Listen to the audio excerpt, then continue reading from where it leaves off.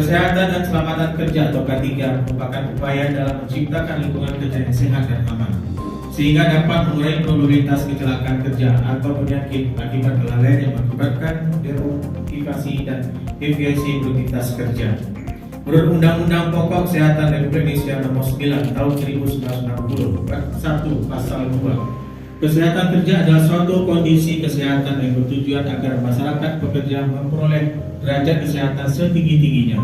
baik jasmani, rohani maupun sosial, dengan usaha pencegahan dan pengobatan terhadap penyakit atau gangguan kesehatan disebabkan oleh pekerjaan dan lingkungan kerja maupun penyakit umum.